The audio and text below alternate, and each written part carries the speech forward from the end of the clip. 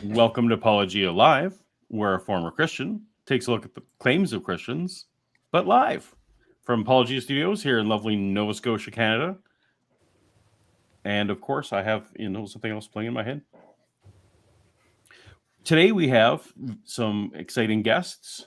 We are being joined on the panel by Hannah Reloaded from the channel Hannah Reloaded, as well as is Bible Reloaded still the name of your other channel? It's called Hannah and Jake now. Oh, Hannah and Jake. PBR is a thing on the channel. Perfect. And many people may also know Vila Bianca. Hello.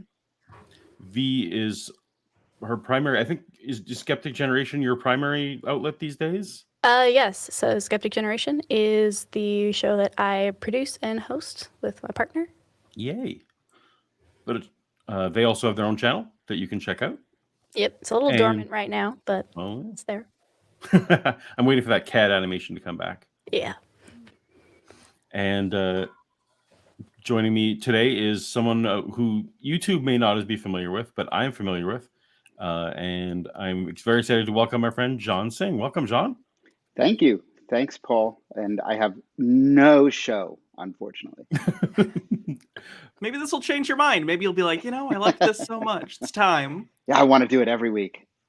So at the risk of alienating the guests, whom you all know, I actually want to spend a second with John, if that's all right.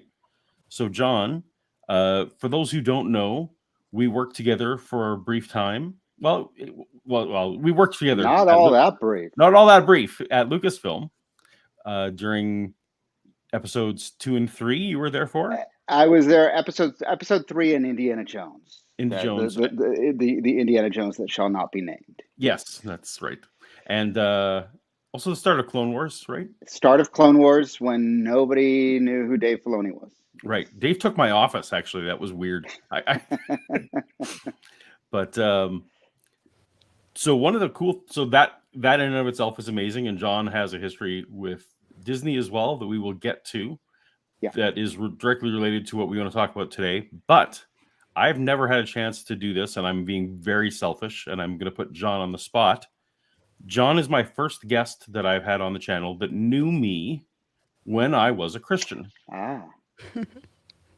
So I am very curious, John, and spare no feelings because I just want to hear what you actually thought. What was I like as a Christian? Could you even tell? Did I just, what was I like in those years as it brushed up against religiosity and even the LGBTQ community? What was I like? That's interesting, Paul, because I don't think that until you started Apologia, I don't think I realized that you were a Christian. Or that you wore it in any kind of expressive or devout sort of way. We were living in San Francisco in the Bay Area, and I think my frustration with living in the Bay Area for as long as I did was that it's kind of as that extreme liberals can be as off-putting and as uncomfortable as extreme conservatives, and extremism just doesn't work, and for me at least. And so we were there during kind of the end of the Bush administration, and actually during the time when George Bush got reelected. Mm-hmm. And I remember people crying in the hallways that George Bush had been reelected, and kind of being really histrionic about it. And so in my head, you're the least histrionic person that I knew, and I don't think it was discernible to me in any way. Well, that is excellent news, because it's something I've always wondered. Yeah. So our manager Jim used to take me aside though, and be upset that I wouldn't swear at people. Oh wow. That was literally in my performance review. That was his review. thing, though. Yeah, I know, but it was interesting. That was Yeah. I mean, just understand that most of the way our coworkers and bosses acted back then would be completely unacceptable today by today's standards. And you know, we you would have people filing complaints left and right about being treated unfair, and they yelled at me and they made a face at me, and you know, they were nice to them but they were mean to me, and you know, Jim and everybody else there was kind of equal opportunity. And I don't know, I find it fascinating because here we were dealing with something in Star Wars that had at its core kind of politics and religion, basically. And we stayed away from discussing any of that, and so did you. I didn't recognize you as being a Christian. Well, strangely, that's a compliment. It wouldn't have been at the time, but anyway, it's been something I've been meaning to ask, and since I had a chance to ask on air, I'm glad that I didn't treat you differently, because I didn't see you differently. But you never know what kind of that residual Christianity sometimes leads. So You don't know. No, This is oh, going go to be. This is going to come up. People will be like, see, Paul was never really a Christian. They couldn't tell. yeah, that's right. Well, that'll feed that narrative. Yeah, that's right. No, I mean, you know, Paul Paul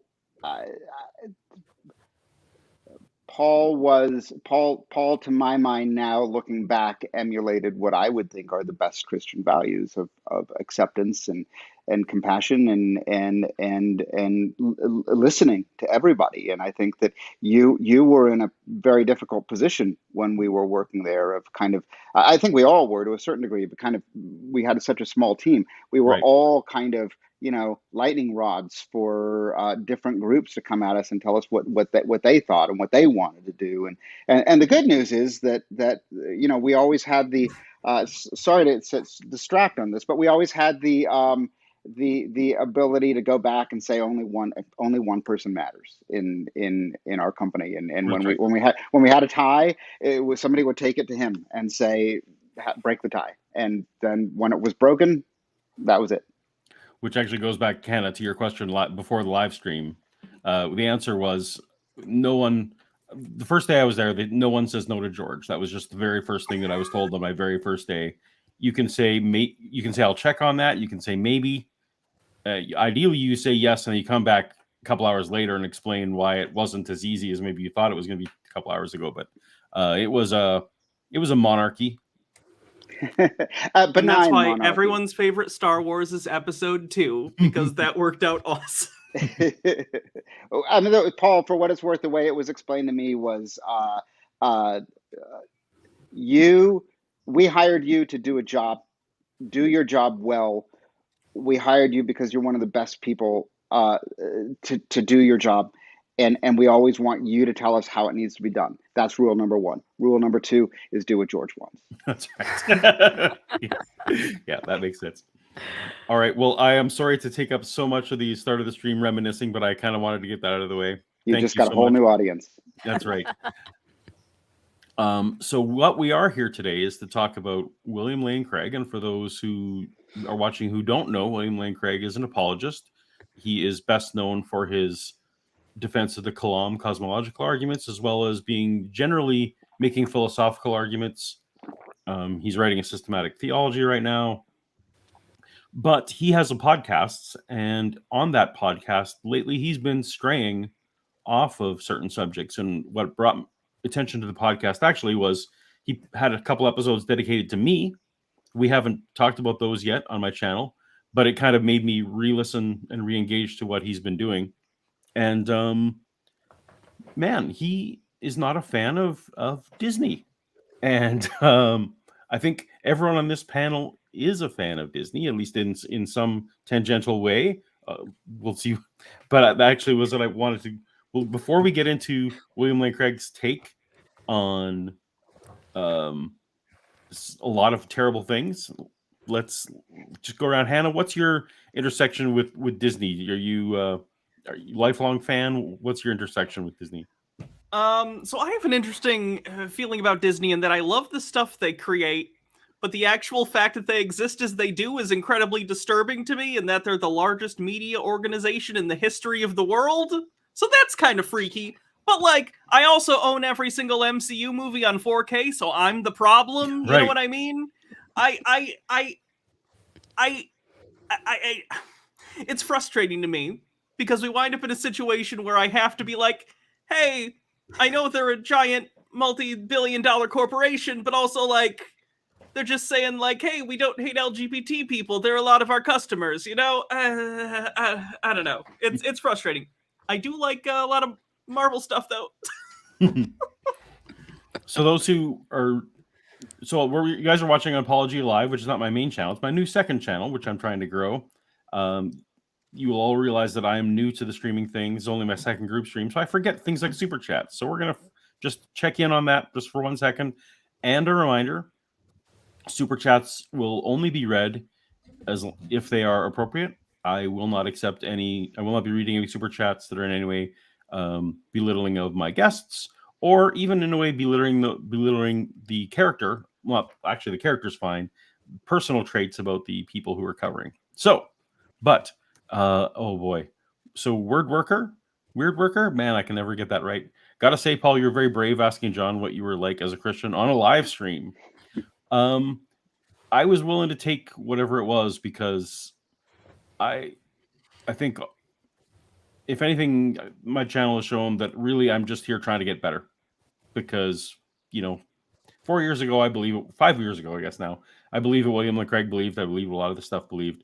And when you walk through your whole life confidently thinking that Ken Ham is correct, that's really your low point is reached, and everything else about that is fine. So, well, let me ask you, Paul. What did you think I might say, or what was your perception of yourself back then? So my fear was that it was that you knew that I was a Christian, and that therefore I might have some kind of bias against you because you're gay. That was what I was afraid of.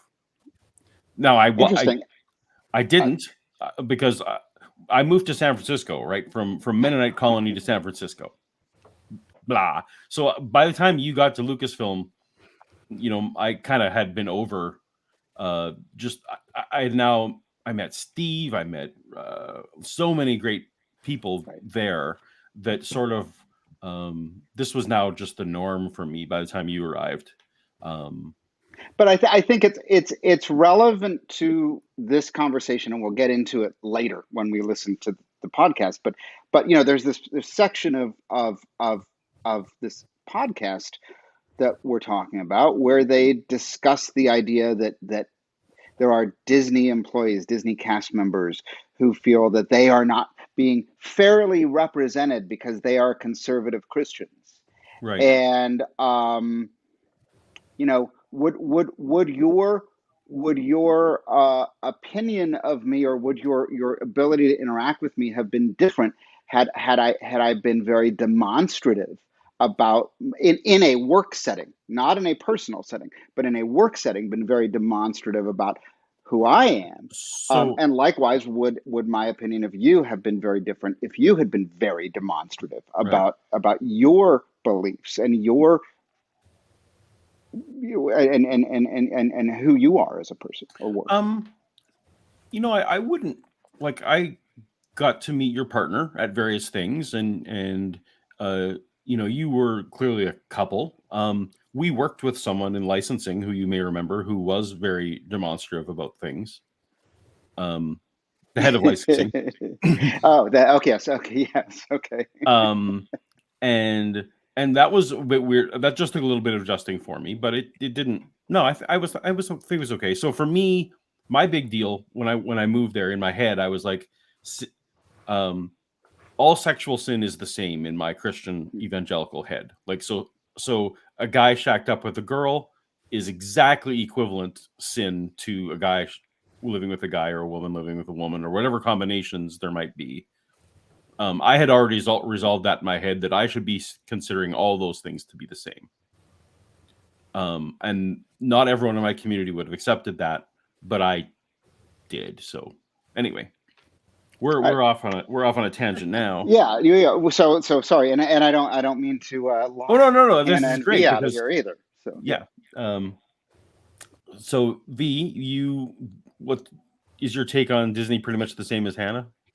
Yeah, I appreciate Hannah's stance because it is very similar. It's like, okay, for me, this is kind of like watching like I don't know, like two bad guys in a movie fight each other. It's like, oh no, who do I root for? Like technically, like the one that has exhibited some form of redemptive traits, right? Like that is the one of the two that you are going to care more about winning. But really for me, apart from like I love the classics like Disney Renaissance, all of that stuff. So cool. I watch it as just comfort food kind of. But in general, the fact that I'm going to be coming to Disney's defense today, not saying anything about the individual creators or anything like that, but the corporation element pains me a little bit. But I hate William Lane Craig too much to not do this. So I'm ready. And John, you're a little more ingrained in Disney lore than probably the rest of us. Yeah, probably. So also Florida, because I before I moved back out to LA, and ultimately to San Francisco for Lucasfilm, I lived for about a little less than 3 years in Florida as a newspaper reporter, and so I I have that Floridian kind of perspective or ex-Floridian, and then I worked for 9 years directly for the Walt Disney Company, and then obviously went to Lucasfilm for 6 years, which is now part of Yeah, Disney. we worked there before it was bought. Yes, and then when we moved back to LA, my then partner, now husband, ended up working for Disney, and he worked for Disney for 9 years. And in the meantime, I did consulting for Disney for 3 years, full-time consulting for Disney for 3 years. So I kind of, for the last 20 something years, 25, 20, 30 years, Disney has been kind of a part of my life, like it or not. And I've seen a lot of changes. All right. Well, with that, I think we can get to it. So we're going to be talking about the April 18th broadcast of the Reasonable Faith podcast. And it was titled A Disturbing Trend at Disney. So panel, just give me some kind of signal, say pause or whatever, and we'll pause and whenever we need to, and we'll rant. Sound good? It's going to be a lot of pausing. Yeah. That's all right. And if we don't get to the end, we don't get to the end. For our own mental health, we'll figure it out. Well, Bill, the Disney Corporation has been very vocal in opposing a Florida bill that forbids teaching transgender issues to young students, kindergarten through 3rd grade. Are you giving them the finger, Hannah? I'm just all right. I'm stressed out. Already we are wrong. Right out of the gate. You gotta admire the commitment to be wrong just right away. It's amazing. Like, you know what you're getting. It's good. It's good. Did you want to correct him now, or should we wait? Well, just like the framing of it being schools want to teach preschoolers about trans issues is just the most weird, like, mirror universe way of looking at this. Essentially, and they'll talk about it later, and if you play this clip, like, against what they say at, like, the 15-minute mark or whatever, you will see that it does not say that, and they admit that later on in the episode. But essentially, it's just asking, it's saying you cannot teach concepts about sexuality, gender, sexual reproduction, like any of those things to kids in this area. And then there's a caveat, like, in a way that is not appropriate for their age. So there's like a lot of wiggle room built in. Yeah, go for it. I mean, let me just say it says specifically, and let me just say that there's a lot of people who will tell you when you start talking about this, well, read the bill. First of all, they keep calling it a bill. It's a law now. They keep saying read the law. So let's be clear.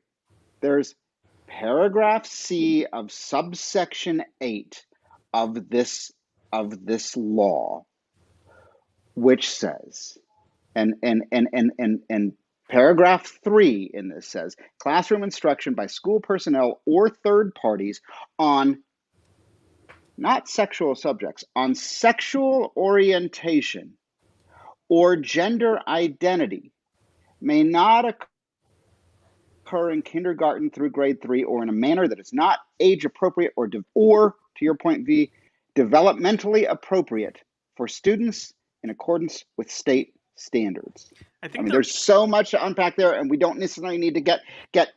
I want to focus on the podcast, but this basically says it singles out. It is written to single out a group of people, LGBTQ people, who are protected under the law. There are federal laws protecting people on the basis of sex. And we've already determined that sexual orientation is considered sex, as is gender.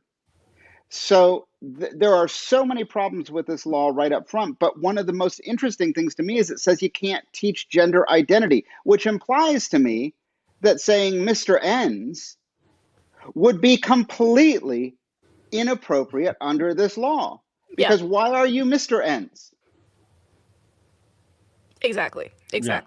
And that is like, this is very reminiscent of a lot of anti-abortion bills that come out as well, where it's very clear that the people writing them don't understand anything about the actual topic, right? So if they say gender identity, they don't understand that everybody has one, and most just happen to have cisgender gender identities, right?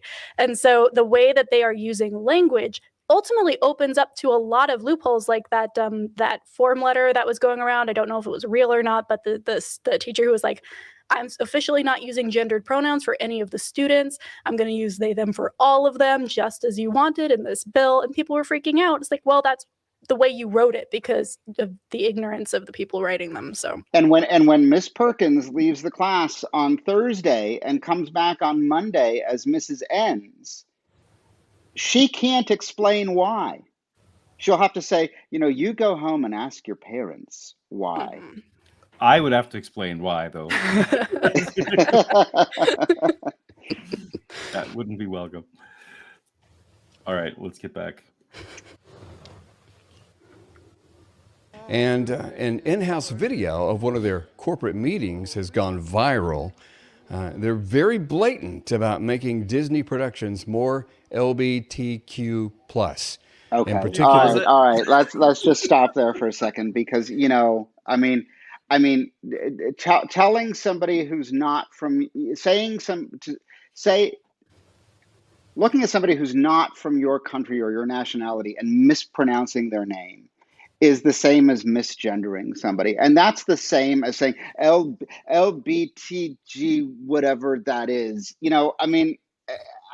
I'm not going to be so disrespectful to somebody to say, well, Paul, you're Catholic or some Mormon thing, or I don't know, whatever you are. Right.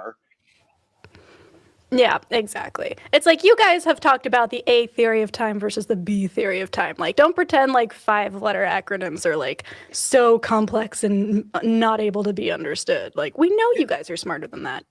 It's intentional. It's been a topic of discussion in mainstream politics for decades. There's zero chance they don't know. I see this all the time with like conspiracy theorists I cover because I debunk conspiracies.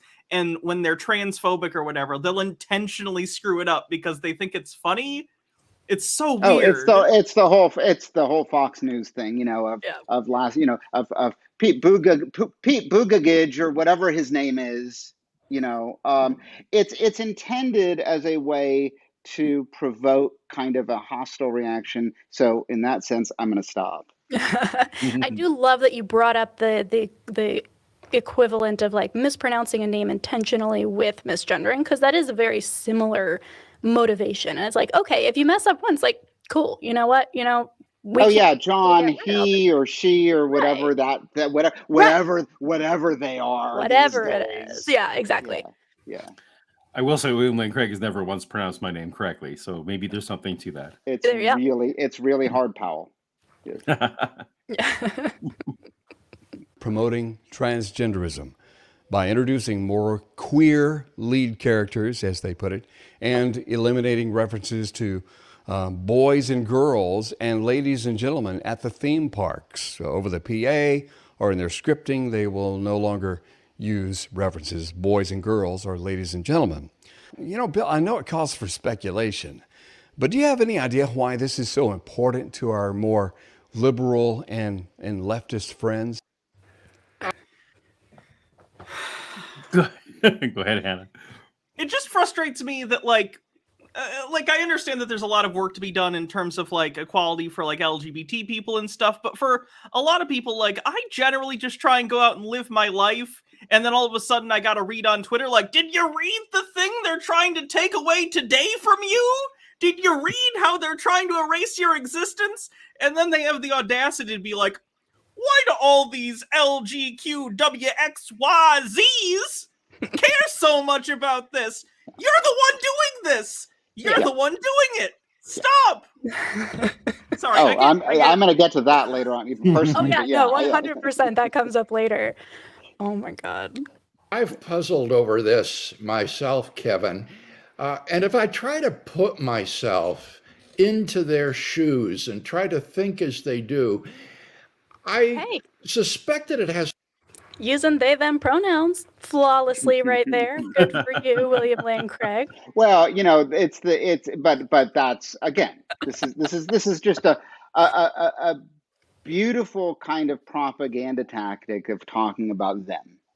You know, them. Mm-hmm. It's about them. Othering, and you mean, right? Othering. Yes, absolutely, Paul.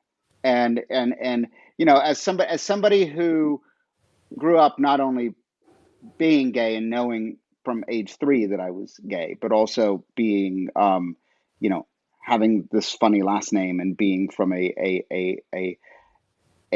mixed race family, neither race of which was white. All I can tell you is they is something I've heard all my life, and it just at some point it just gets stupid. Something to do with the deep American commitment that we have to individual liberty. Yes. If there's one thing that we Americans prize, it is. Let me just stop there and say, look, I think the good news is, hey, here's something we can agree on. Because this, he's right. This is a point that's worth saying, here's common ground. This is about individual liberty. And it's about the American concept of liberty. And I raised this with you the other day, Paul, that's getting into the Disney part of this. There's a one of Walt Disney's favorite attractions, one that he was really, really, really passionate about, was Great Moments with Mr. Lincoln. And in Great Moments with Mr. Lincoln at Disneyland, they have a speech from Abraham Lincoln, where, and I'm gonna read this here because I'm gonna quote where Abe Lincoln says, "The world has never had a good definition of the word liberty, and the American people just now are much in want of one. We all declare for liberty, but in using the same word, we do not all mean the same thing." And it's been 158 years since he said that, and I think it's as relevant today as it is then, because here are people like your friend Dr. Craig, who who makes it clear that we're not talking about the same thing, because he goes on to talk about how this is an adult's choice. That somehow this is our expression of liberty, is making this choice, because for a mindset like his, thinking about it as anything other than a choice is completely impossible. Yeah. Oh my God. Our individual liberty to do as we want, so long as we're not hurting others, and that therefore any. Like, okay, but like the thing that gets me about this is all of a sudden it's like this like quote unquote like liberal obsession with liberty, and it's like, who here has been banging that drum for forever? It has been the like dog whistle for the right. And if you are worried about, like, the way that he's saying this, I think he's trying to be charitable, but like the way he's framing this has all of those underpinnings of like, this is a like a just this like luxurious kind of gregarious society that is just rife with like that line about like decadence being the reason that Rome fell and why America is going in that same direction. That's what this sounds like to me. This idea that like, oh, it's an American thing. Like other people don't have this issue, but like we do. See, it seems to me too that he's like setting up almost a false dichotomy where he's trying to say, "Oh, if you want to once you're 18 go and do whatever, that's liberty, but teaching our children that like trans people exist, that's authoritarian. That's the LGBTs trying to turn your kids." Like it feels like he's trying to set it up as like, I'm not the unreasonable one. All the non-straight cis people are trying to teach your children horrible things that are unnatural. Well, yeah, you're right, Hannah. But you know, and I think that it this idea that they cloak themselves in this patriotic use of liberty as if you know as if LGBTQ people are trying to somehow sorry about this are somehow trying to bastardize the concept of this American right to liberty and to live out our lives, and you know, it's ridiculous. All right. The attempt by the government or other organizations like the church to put restrictions on our liberty is regarded as a No, I was going to say, there you go. Yeah, there you go. Yeah. anathema. And so I think from the liberal perspective, you see this in the debate over abortion, that a woman should have this liberty to choose to abort her unborn baby if she wants to. And similarly with regard to sexual orientation or gender issues, this is a matter of individual liberty. It's one's own choice. Oh, I should cut it off. The one's own choice. All those things. Yeah. Yep. Like, oh, are they though? Like, really? Okay, we can go there, but that's wrong. No, yeah, you're right. Yeah. I mean, I don't want to get all these arguments mixed up and bring everything into it, but you know, the recent anti-abortion laws are going so far as to say, if you are raped by your father, you must bring that child to term and you must have that child. You must. And so this is their idea of if they're, I'm going to say it here, if they're calling this liberty, and I'll say that it is liberty, that is, those are our liberties to choose, then what they're saying is they are anti-liberty. Yeah. We also have a thing that we've learned on this show. We call John, you're the person who gets Mike Wazowski'd when I when I put up a comment. Sorry about that. All right. Voice. Now, I can understand that, Kevin, but I think what bothers me so much about the Disney episode is that in this case, it's not about adults making individual choices for themselves. No one is trying to inhibit that. Rather, what this is about is influencing children.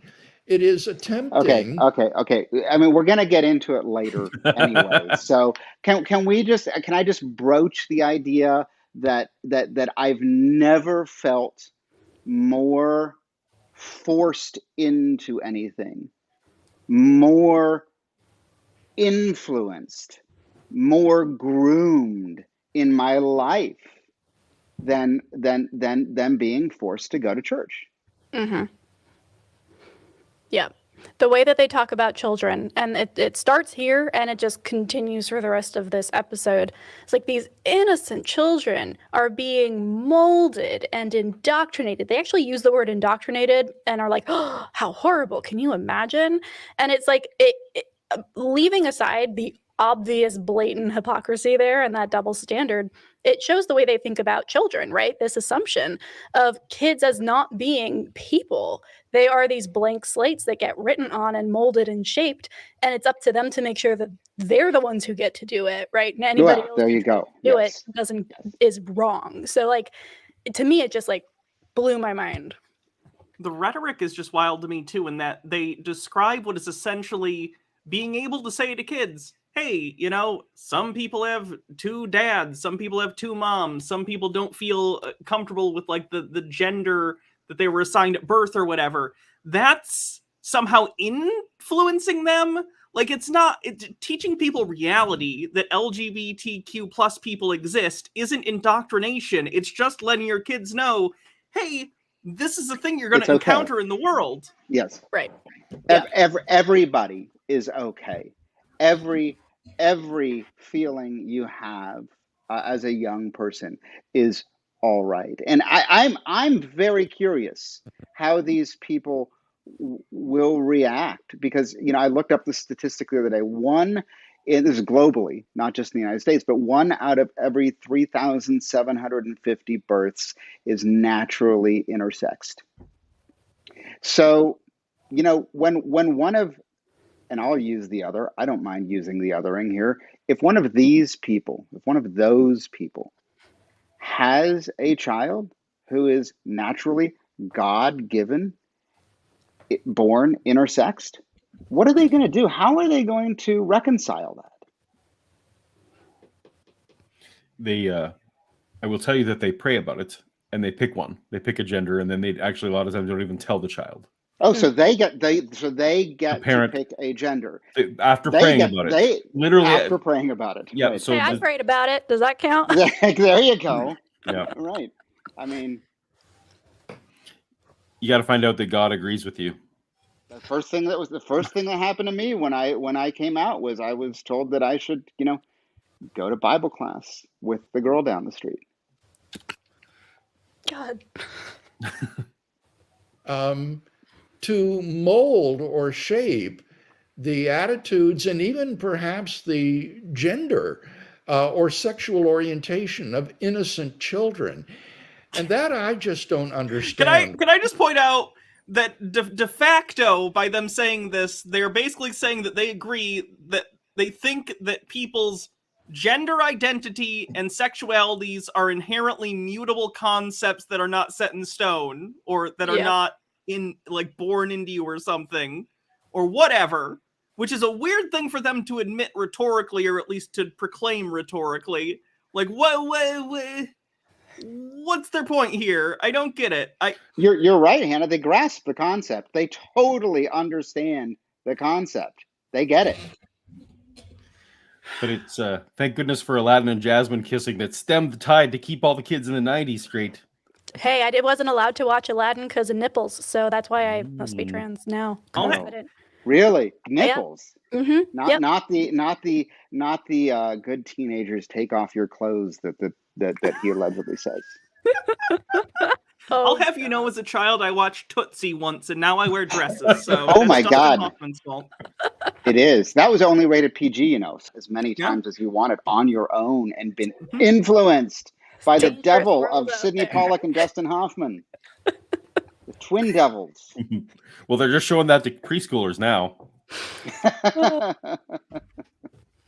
Why should that be such a priority for Disney to use its productions and theme parks to help to shape the sexual orientation and gender identity of little children? Well, why was it such a priority for Disney and for every other filmmaker in the last century to make sure that their stories were about a man and a woman. Why was it such a priority to indoctrinate young children into the straight life? And I feel like this goes without saying, but obviously Disney's stance, and I've read a lot of Disney's stance is not that they are going to help anyone change anything. What they want to have people do is feel more comfortable about who they already are. But let me make it clear here that we have, 3 people here who it didn't work on. Right. All that straight indoctrination, all that insistence that only a man and a woman, or in the case of Belle and the Beast, only a woman and a young girl and some strange, nondescript, hulking, scary creature can have relationships. I mean, It we didn't can work. get into the, Robin Hood 1980s animated film to furry pipeline if we need to. A Lady and the Tramp. There's a lot of wonder if Danny Smith sends super chat. Thank you, Danny. Wonder if Craig thinks telling kids that men and women exist sexualize them too, or if you just tell them LGBTQ people exist. Mm-hmm. I think Craig would affirm that it's somehow sexual. I don't know. Do you agree, panel? Oh yeah. Well, they sexualize it, and then they're like, "Why are you talking about this sexual topic?" And it's like, because it's not. You just made it that way in your head. All right. Yeah, I mean, I was going to get into this later, but this whole idea that all of these princess characters, basically, they Snow White, Cinderella, they leave abusive parents and go find the first man who will take them. Yep. Or in the case of Snow White, a guy finds her asleep and is like, "All right, yeah, let me attack you," and yeah. Let me just force myself on you, and there it comes. Look at that, the African. Yeah. This is like therapy session for you, John. Seems to me, Bill, that as a company that they would want to be successful in appealing to as mainstream an audience as possible. Okay. I'm so curious. What are your thoughts? I find that wrong, mostly because Disney is interested in making the most profit possible, and I don't mean to bring Disney adults into this. I happen to kind of be one in the sense that I buy tons of Disney movies, but I would happen to say that a lot of the most profitable, and this is cynical, but it's also reality. Yeah. Some of the most profitable people for Disney are the Disney adults who go on trips every year, and they bring their kids, and they buy all the movies, and they buy the merchandise and whatever. That demographic is going to include, just anecdotally, a higher percentage of LGBTQ people and people who are just allies in general. So Disney, looking at their marketing research, which they have tons of, must be able to say, it makes sense for us to go this route with our messaging, because if we don't, we're going to lose money. And that's cynical, but it's Disney, so the cynicism is warranted. Oh yeah. And the other side of that is, okay, the sheer just myopic viewpoint here of I see myself as part of the mainstream, which is weird by itself, because the whole point of being an evangelical Christian is to be I'm an oppressed minority group that is, going against the grain, and the mainstream hates us, and it's that hatred that means that we're on the right path to salvation and all of that. And it's okay, well, you can't have it both ways. You can't be the mainstream and also occupy this space.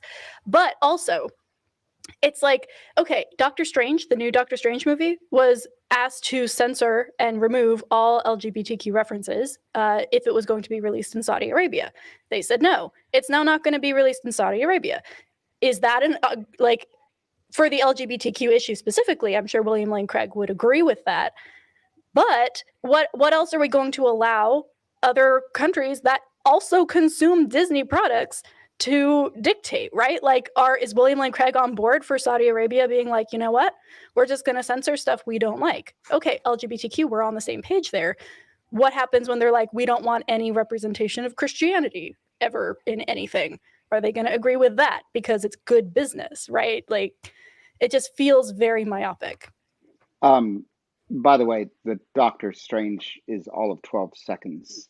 Yeah. So, Yay, representation. Disney's representation is 12 seconds of kind of, some. So I will say, a friend of mine saw the first 30 minutes of Buzz Lightyear, the new upcoming film with Chris Evans, and didn't know, how, just said flat out, that movie has the best LGBTQ representation that group of people had ever seen. So wow. And they were like, this will not play in foreign markets. They're just like straight up.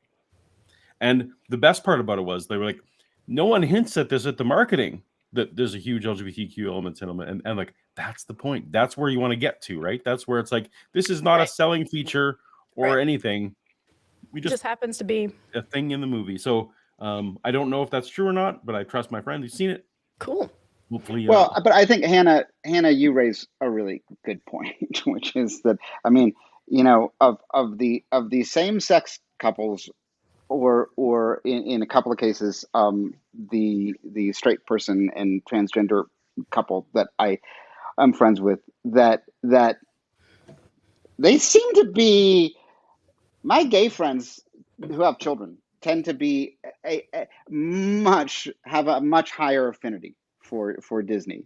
They lead their kids straight into, march them straight in through that Disney door, and but so just like the Christians do, apparently, just like the conservatives do, but I think demographically you're right too. Like are these two people, not you two people, those two people on the podcast, are they trying to imply, those two people, are they trying to imply that somehow, non-white, non-native English speaking Americans, non-straight, non-Christian audiences are not somehow the mainstream? Yep.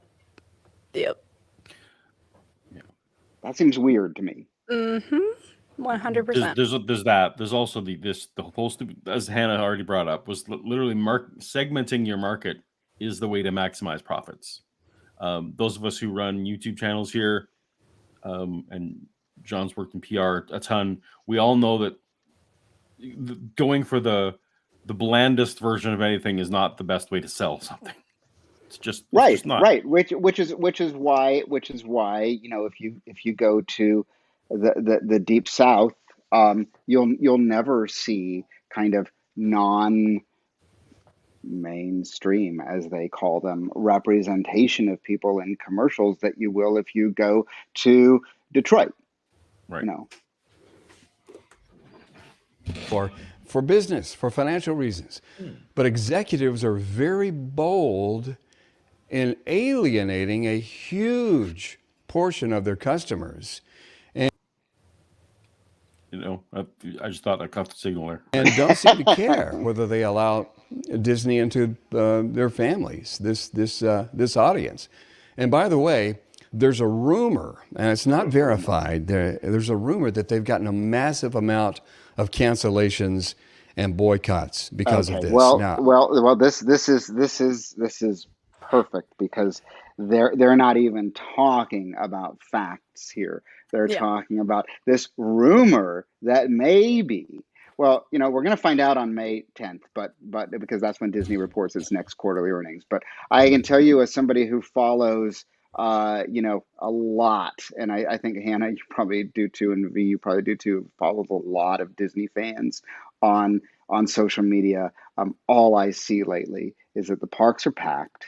It's overly crowded. Right, they're packed beyond pre-COVID. Yes. Like beyond. There are no hotel reservations to be had at Disney hotels. They're literally in the case of here in California, they're charging. Somebody just posted a picture the other day of one of their third tier hotel. They're trying to get $1,000 a night. So The fast passes are gone. There's no impact Yeah. on from this boycott. None. Zero. Go ahead, Hannah. It's frustrating to me too, because it comes from like a fundamental. They couldn't even do 5 seconds of research. Like Disney parks, which are the most profitable, at least historically, the most profitable portion of Disney, to my understanding anyway, they have an inelastic supply and ever increasing demand as the population of the United States has gone up, which is why ticket prices, even higher than inflation, have raised over the years, because more and more people want to have that American experience of taking your family to Disney World or Disneyland, and just people can't get in, and we wind up in this place where now Disney World, this is going to get into my just like antipathy towards like certain Disney practices nowadays with Bob Chapek, but like spending hundreds of dollars to go build a lightsaber after you already spent money to get in the door, like it's just crazy to me. Disney can charge whatever they want. People will go. Someone's rich enough. Someone will go. It doesn't matter. Yeah, but you know. Oh, sorry, Paul. Go ahead. Oh, I was gonna say was one of the ways that this is best tracked by we outside the company is they have those fast pass tracking sites, and like to see how quickly the fast passes clear every morning, and it's down to sub 5 minutes now, where it used to be more like half an hour. Like some parents' responsibility going to the park in the last 5 years has meant waking up at exactly the right time so you can get your fast passes for the day. It's down to less than 5 minutes. I mean, they can track this empirically on the sites. Like this, whatever boycott's happening, I don't think Disney's noticing. That's all. But Hannah, to your point about the lightsabers, I Disney is so focused on making money that I guarantee you over and over it has come up, like, should we open like a Christian store where people can go buy, Christian Mickey and Minnie's wearing a cross and wearing shirts that say God is amazing and Jesus and for whatever reason they haven't. Mm-hmm. Right? So I can't believe, and I was in the consumer products division at Disney for a long time. And I know that they look at every possible way to make money. So this has to have come up. Yeah, that's a really good point. That's a really good point. If it would have made them money, they would have, and they aren't, which means you aren't the mainstream and you aren't the people being catered to. And they would be making Christian films if they thought that they could make a good, a really reasonable amount of money off of them. And they don't. Yep. With the purchase of Lucasfilm, the purchase of Fox, the purchase of Pixar, like Disney is one of the most investigated companies in the past 10 years as well, from Securities and Exchange vantage point. Mm-hmm. And it would be illegal for them to not be able to justify financially to their sharebholders these kind of decisions. Like, yeah. Well, when it comes to Fox, though, Paul, they got a bunch of those, Roman sandal kind of Christian movies from the 1950s and 60s in that acquisition. And again, if it seemed like there was a way to make money at this, they wouldn't be not releasing those. Right. Yeah. I wouldn't be surprised. Right, I think so. And Jan and I are one of those. We had planned an anniversary trip to take our entire family, both our children as well as our grandchildren, to Disney World for a whole week this fall. We would have spent thousands of dollars on such a trip, and we've canceled the trip now. I just love the idea that he ruined his children and grandchildren's vacation over some petty political BS that his kids don't care about. Why aren't we going to Disney anymore? I'm sorry, kids. I guarantee you they're still going to go. It's just William Lane Craig and poor Jan are going to have to stay home. Well, they'll have a better time than the kids, so that's There you good. go. I'm curious how much he discussed this with Jan. Right. Yeah. Yeah. So you know that anniversary trip we were planning? Well, I'm on a podcast tonight, and but like the thing that's so funny to me is like, oh, we're boycotting Disney. Like, I think it's probably pretty much impossible to actually boycott Disney at this point. Like, are you boycotting Fox and FX and Hulu and ABC? Well, and ESPN? so this isn't the first time that right-wing Christians have said they're going to boycott Disney. Oh yeah. You know, this happened in the early 1990s with the Southern Baptists boycotting Disney for, guess what? For LGBTQ issues, for supporting, for I'll get into this later, but not even for supporting gay days, for just allowing gay days to happen in the early 90s. There was a massive uproar about this in the right-wing Christian camps, and the Southern Baptists led a national multi-year boycott of Disney that had ultimately absolutely zero effect on the company. But my hot take is that's exactly what the Christians should do if they're upset about something, and if they're upset about something and that they want to vote with their wallets, that is 100% what they should do. Fair. Because sure, if you are legitimately going to feel strong enough about this, but we know the problem won't. Like, we know that the new, the new movie comes out next week, the Doctor Strange movie. Christians are going to go.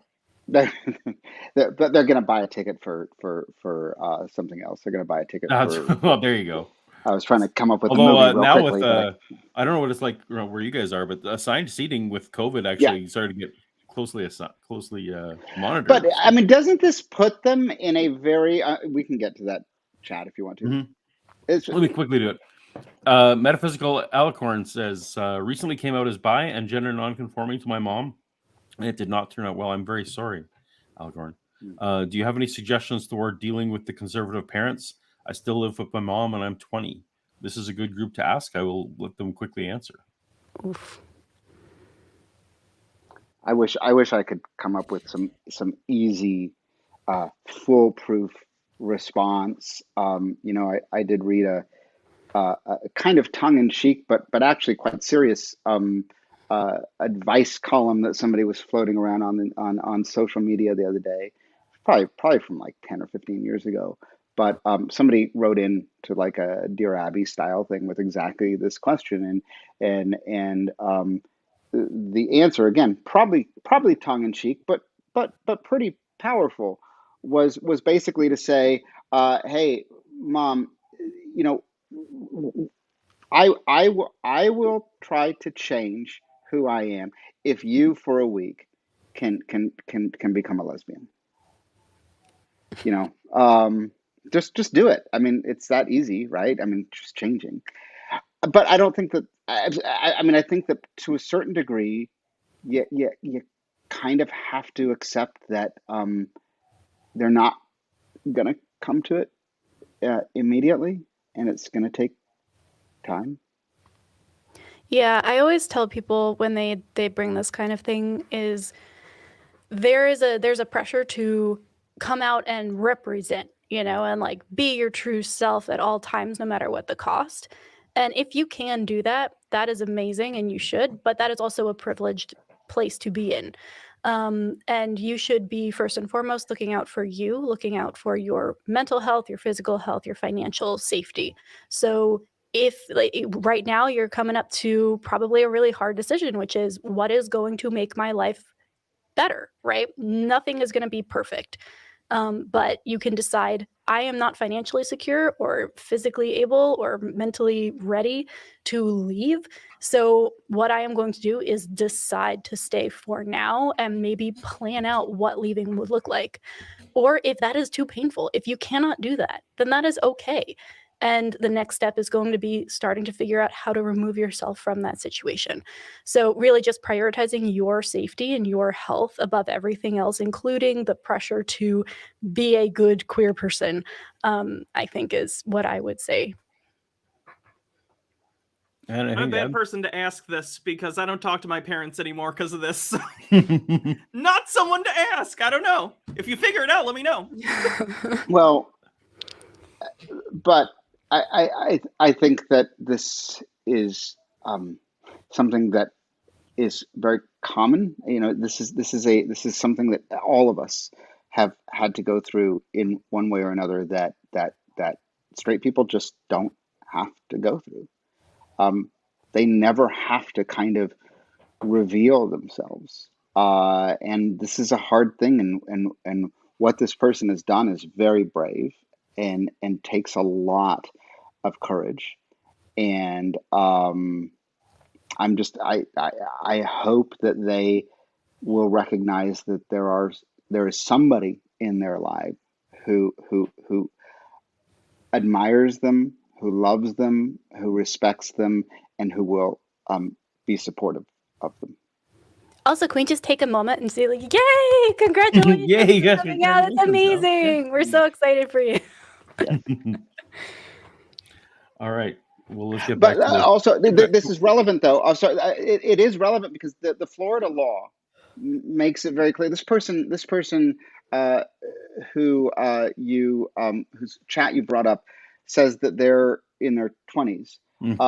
But this Florida law makes it very clear that at any age in the public school system that these issues may not be discussed if they are not considered developmentally appropriate, and worse, that if metaphysical alicorn had decided to seek counseling from school at age 16 or 17 or even 18 when they're still in high school and are an adult but still in the public school system, that the law makes it clear no school system may establish any rule prohibiting the school from telling the parents.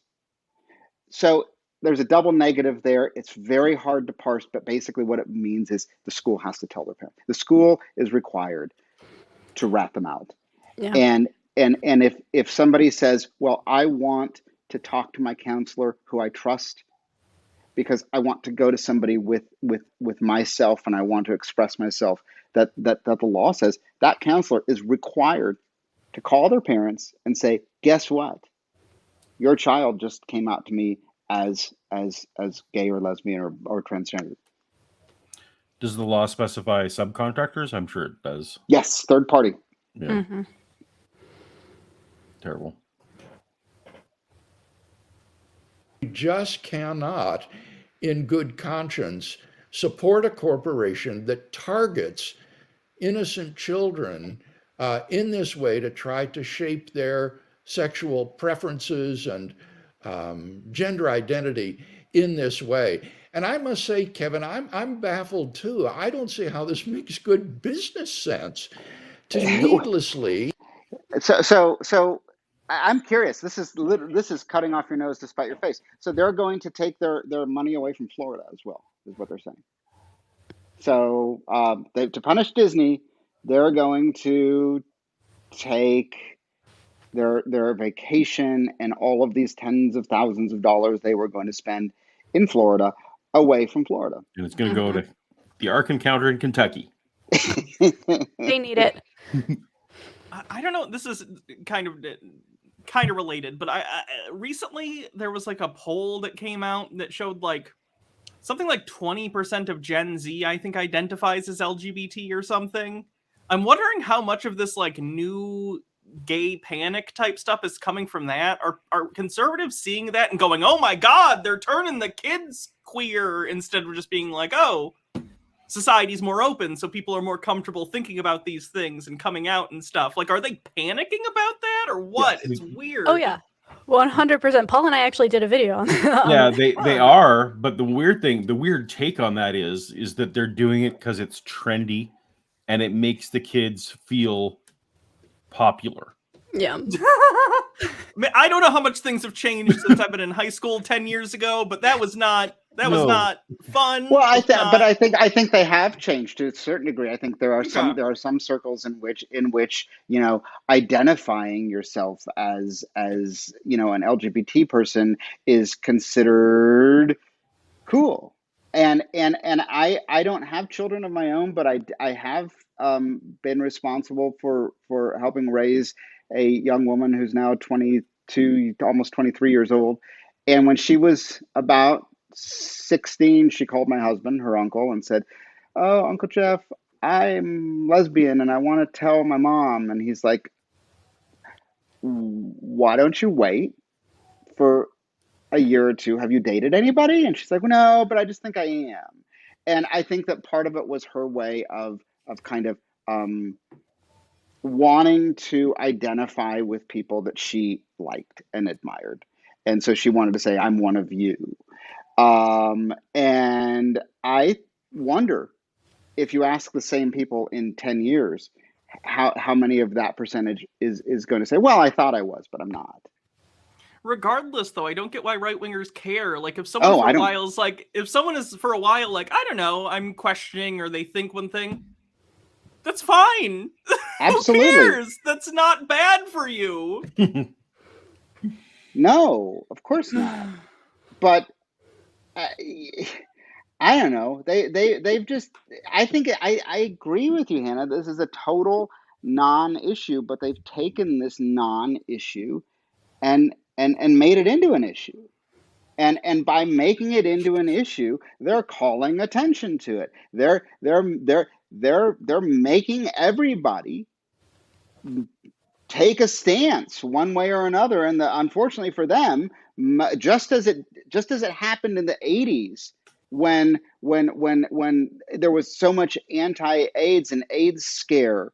And Tammy Faye Baker famously came out and said, everybody is deserving of love, and went on her show and hugged an AIDS patient, and everybody was like, "Oh my God, I can't get it."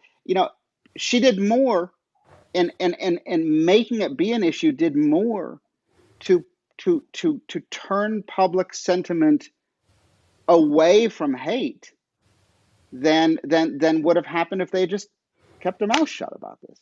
Right, and that's something that they'll get into later, and I don't know if we're even gonna make it there. but they talk about it being a neutral law, right? They're not saying you should or you shouldn't. Like it's there's silence. Silence is neutral, right? And it's very much not. And there's this argument that if you're not talking about it at all, well, then you're not taking a stance, and that is blatantly false for the exact reason you just brought up, John.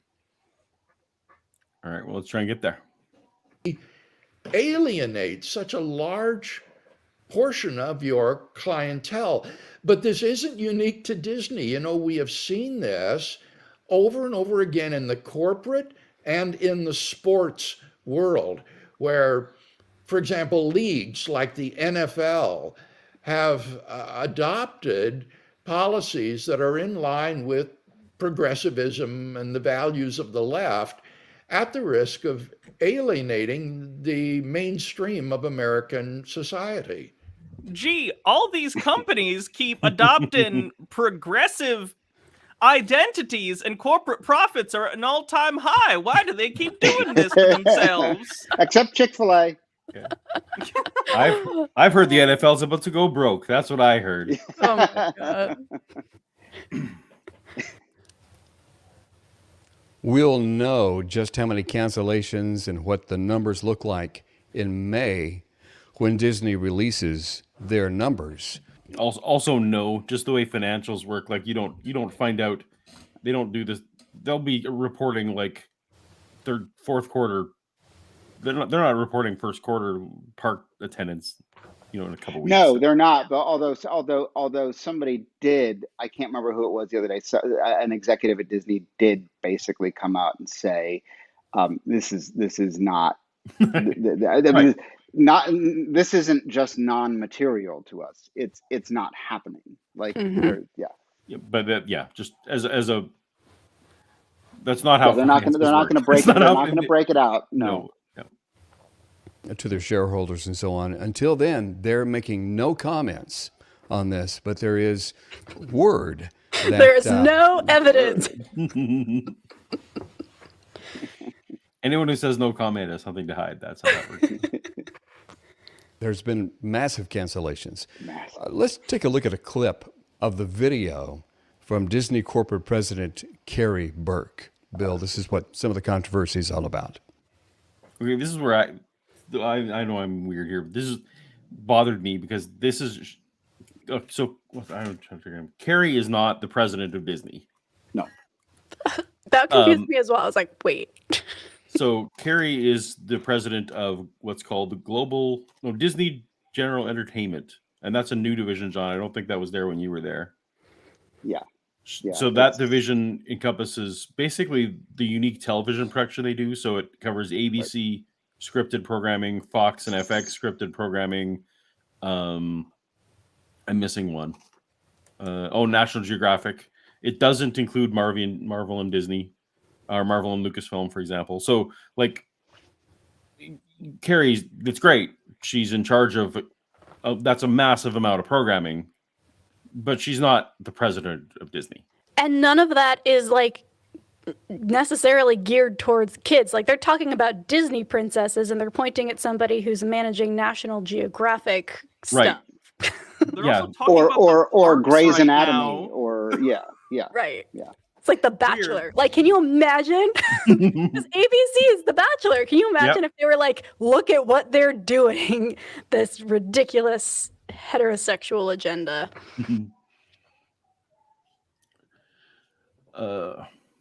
Chindy writes, John, you reminded me of this. The Disney boycott in 1997 by SBC was about Southern Baptist Convention was about boycotting Disney offered health insurance to the LGBTQ community employees. Correct me if I'm wrong. Might have forgotten. Is that No, right to you? Chindi is probably right. I was working at Disney at that time. I know that there were basically they were really mad at Disney for just acknowledging gay people at all. And this was kind of at the tail end of the worst period of the AIDS crisis, and it just wasn't something that none of it, gay days, gay marriage, health insurance, partner status, all of these things were things that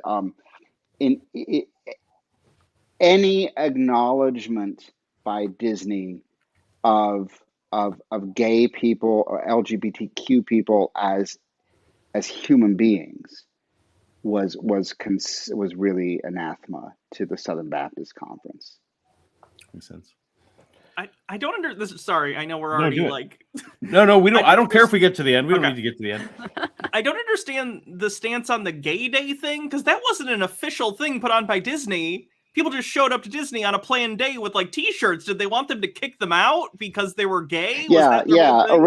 That's right. I mean, it originally started with a couple thousand people kind of gathering, and then it grew and it grew and it grew, and word started spreading. And back even before the internet, people were making flyers and passing them out and passing the word along, and suddenly this was growing to tens of thousands of people, none of which was endorsed by, supported by, sponsored by Disney. And it got to the point where the former head of corporate communications, who I've known for many, many years, who I know of as a very nice person, but then what conservative generally isn't a nice person to your face. I could name a few. Well, okay. Fair enough. At least to me, but Fair enough. He ultimately made the decision, was the one to make the decision to have these signs put up at the front gate in 1994 that said, and I'm completely paraphrasing, you're gonna see some really unhappy stuff in there with men holding hands, and there's gay people here, and and if you don't want to see that, if you don't want to expose your children to that, then go to one of our other parks, or just don't come today, because hydras. Yeah. And that was kind of the nadir of Disney's behavior at that point. And so after that, to Chindy's point, after that, kind of the way Chapek is having to do now, they had to figure out some kind of way to be less blatantly offensive to human beings. Speaking of offensive to human beings, well, actually, no. This part is good. This is the good part of the video. I'm here as a mother of two queer children, actually, one transgender child and one pansexual child, and also as a leader. One of our execs stood up and said, we only have a handful of queer leads in our content. And I went, what? That can't be true. And I realized, it actually is true. We have many, many, many LGBTQIA characters in our stories, and yet we don't have enough leads. Bill, call me old-fashioned, but okay, I just can't imagine saying, I have queer children. Yeah, well, now, I know that they're trying to neutralize I just want term to say by making it sorry, John, positive. No, that's okay. I just want to say, if he can't imagine having queer children, imagine what the queer children would be like having him as a parent. Exactly. I almost teared up. Like when he said that, I was like, that feels like a punch in the gut. And I'm like, okay, even if if you have kids, Kevin, I don't know, even if they aren't queer, hearing you say that hurts your relationship with them. Because if they know that there is a condition and there is something that you would be potentially ashamed about them, that is going to hurt the relationship. Saying these things, even if you don't have queer kids, is hurtful to your kids. Of course it is. I mean, this is the old exercise of take queer, take gay, take whatever, and substitute it with any other word. I can't imagine saying I'm proud of having a left-handed child. I can't imagine saying I'm proud of having a green-eyed child. I mean, I'm sure there are parents who feel that way. It's America, John. You can choose to have green eyes, right? That's how that works. Right. So let me just be slight devil's advocate there. Was he saying that he can't imagine having a child who the four of us are comfortable calling queer, and just using that word? Like, he was specifically talking about that word in his time meant something so terrible. Well, his line was, "Call me old." I'm sorry. I think he goes on to say something along the lines of like, "Oh, did they retake that word? Like real old dude stuff. Like, I don't understand the lingo these days." Oh yeah. He's the one who couldn't say LGBTQ, so. Yeah, like, we're trying to simplify this for you, man. Let's get with the program. I guess, Bill, and maybe in all your debating training, is that a rhetorical device to take something that is supposed to be demeaning and then making it a positive? Because it's supposed to be, goddamn. Don't take that away from us. We mean to insult you. Don't you dare not be insulted. Surprisingly, and I need to triple check that this is true, but queer actually was not originally demeaning. It was actually a preferable word to the more insulting term fairy back in the 1910s and 20s. And it built up in the community, and it only became a slur after it left the community and started. But you keep taking their words away from them. I mean, what are they going to be left with? Just calling you a person. No, the horror. Yeah. They say we need more queer leads. We have queer children. They've been trying to do that for over 30 years. Well, okay, so I think you raised a really good point, though, Paul, which is who this woman is and what her position is within Disney. This was taken in a phrase that conservatives love to use. This was taken out of context. Right. and lifted, as Marjorie Taylor Greene kept saying the other day, and edited and chopped up. This was lifted from a town hall meeting for employees, where every single person watching this would have the context, the understanding, and the awareness of who this person is and what her words mean in the way she's using them. Taking it out and saying, here's a Disney executive talking about why they need to have queer characters in their show makes it sound like, they want every lead character in an animated film Right. to be queer. Right. And that's not what she's saying at all. Right. That's why I thought it was important to point out she's in charge of ABC, Yeah. Fox, FX, and National Geographic. Mm-hmm. She's not in charge of Pixar. She's not in charge of, I forget what their animation branch is called right now. They Correct. renamed it. Disney, Walt Disney Feature Animation, or Yeah. yeah. All right. Oh. Sorry. Shannon Q with $5 writes, the absolute boomerism of being like, we meant that as an insult. How dare they not be offended? Right. So Yep. frustrating. Well, but the interesting thing about this is that by saying these things, what they're essentially saying, what I hear them saying is, we intend to insult, demean, demoralize these people. It's our right to call them names. And when I think we're getting there later, but when he talks about how, these people, these kids, they're going to have this terrible, horrible life. Well, why? Yes. Because you're going to make it that way. Yep. Left on their own, if they just wanted to go out on a date with, if Shirley wants to go out on a date with Jane, and they're 14, then why can't they? Because the only reason they can't is because you're not gonna allow it. You're gonna make sure they know they're gonna burn in hell. And I am old enough to have marched in pride marches and to have seen kind of emaciated, wasting people dying of AIDS being subjected to signs saying, you are going to burn in hell, faggot. Mm-hmm. They reserve the right to make life terrible for other people.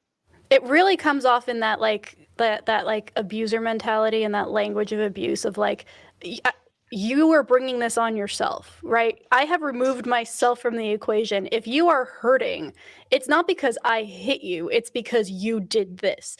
And it's this idea that like, if you come out as queer, if you decide that that is how you want to present yourself to the world, you're in for a world of hurt. And that literally is the terminology that they use. Is a world of hurt. If you just hadn't said that, if you just hadn't done that, I wouldn't have had to hit you. But like the I isn't even in there. So it's like, you're in for a world of hurt. Oh yeah, why is that? Like I almost pulled my hair out listening to this earlier. Glad you still have hair. It still sounds demeaning to me. Well, you're certainly right that it's a bold move to take a term of abuse and turn that into a badge of honor. But The one thing that I appreciate about William Lane Craig in this, I actually really kind of love that line. It's a bold move to take a term of abuse and turn it into a badge of honor. That is about the extent of my agreement with this guy on anything. What bothered me about this clip was that for this Disney executive, it was not enough to have many LGBTQ characters in their productions. There weren't enough in the leading roles. And so can we talk about characters who have been in Disney productions? And to your point, Paul, I mean, Grey's Anatomy, or that's the only ABC show I know. I can't think of ABC. But I mean, these aren't shows that are are equivalent to animated movies from the 1940s. You know, there's not an equivalency here. But I mentioned this earlier, and I think you said it was a therapy session. So I want to just give You go myself for some it. therapy for a second. You know, I wrote this down. Snow White, abused by her stepmother, goes to live with the first man she finds, runs off with the first prince she sees because her step-parent hates her. Cinderella, abused by her stepmother and her stepsisters to the point that she'll run off with some guy just that she doesn't even know, just to escape her life. Alice in Wonderland, so bored with the adults in her life that she goes off and gets stoned, and that changes her life. Little Mermaid, interspecies romance. You know, girl knows so little about this boy that she'll go to the witch and make a deal to change her entire life just so she can chase some guy she doesn't even know. And who's she literally becomes purely a sex object in the movie. Beauty and the Beast, we talked about this. I mean, young girl falls in love with an animal. Mulan, young girl is so unhappy with her own gender that she pretends to be another gender. She can't have any kind of operation. She can't have any kind of medical treatment. So she has to pretend and join the army and go risk her life in order to get what she wants. I mean, these are the stories that the Christian right holds up as their ideals, right? I find it interesting that his criticism was, aren't they happy with just side characters? Why? We gave you LeFou. Like as if being able to see from a protagonist's point of view is not instrumental in growing like people's empathy for different kinds of people with different perspectives. It's so weird. Like at best they're like, you can be comic relief in someone's life. You can be the sassy friend or like the whatever. You can't be a main character. Which is what we were told in live action Yeah. movies, by the way, Hannah, which is what we were told all throughout the 80s and 90s. You can be the best friend. Mm-hmm. This literally impacted me on such a deep level that for the majority of my life, I would describe myself as the best friend in the novel. Like in my own brain, I did not conceive of myself as the main character. I was like, oh yeah, I'm just the best friend. Like I don't have main character energy. Like that is not something that I can claim because I hadn't seen myself in anything. You see this in the same podcast I'm listening to did not deal well with turning red. That's the name of the I want to listen to right? William Lane Craig talk about Turning Red. Yeah, I think they do. Yeah, so like they can't even deal with that, right? So. Wants to see more and more of these characters in leading roles. This is so clearly a direct attempt to provide alternative role models for little children, so that this would appear to be a positive, happy sort of lifestyle that one might adopt. And the okay. Oh no! Right. I hate having fictional I role hate models. to do that. I hate to do this. My computer's telling me it's going to go to sleep in a minute. I have to go get. So I don't want to miss this part, but I'm going to have to miss this part. I'll be right back. Oh man. Oh yeah. No, this made, I was just like, oh my gosh. No, really? Like they're going to provide alternative role models for people? And also the idea that like for an evangelical Christian to be insulted that somebody wants more authority is so like I just, even as a Christian when I was one, I don't think I had this level of cognitive dissonance where it was like, no, I totally understand the value of having leadership roles and having, my viewpoint put out into the world if I'm talking about Christianity. But I have no concept of why it would even be important or useful or anything if, somebody who isn't me wants those things. They're against normalization, which is a weird stance. Mm-hmm. Yeah, and if they would just say that, I feel like I would have even just a little bit more respect for them. But they're not. They're trying to like no, they bring up Christianity a little bit at the end, but they're trying so hard to like present this as like some rational secular reason for the, oh well, clearly any reasonable person would be against this. Just say you don't like us and you want us to go away. And then we'll be like, okay, cool. Now we can actually have a conversation because you're not trying to deflect with all of these like bullshit arguments.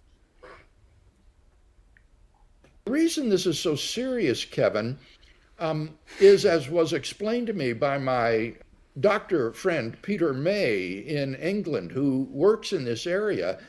The gender. Did anybody? Sorry. Did anybody look up Peter May?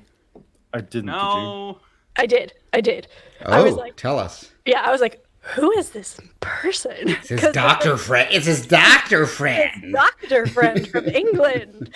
I was like, okay, let me see who this person is. Okay, so Peter May is a retired medical doctor from Southampton. He's the author of Dialogue in Evangelism and also wrote the Christian Medical Fellowship's Dialogue Evangelism Training Manual called Confident Christianity. So he's essentially somebody who writes books about how to evangelize to your patients, it sounds like. Oh, God. He is Why?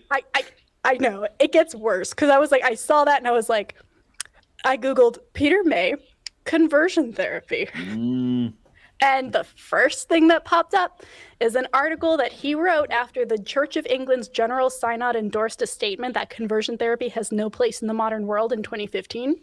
And he's just like, well, did anybody actually do the research? Like, maybe it's not so bad.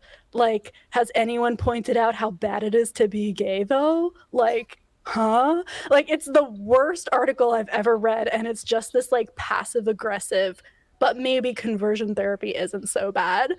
And the most annoying thing is that he uses bisexual people as, quote, like, proof that clearly sexual desires can change, because bi people...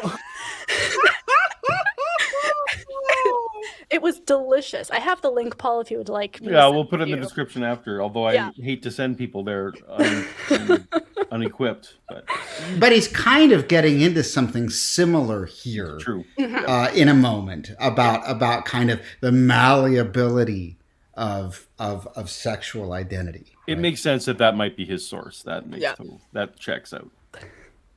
Identity and sexual orientation of children actually is very malleable. For years, it can be shaped and influenced.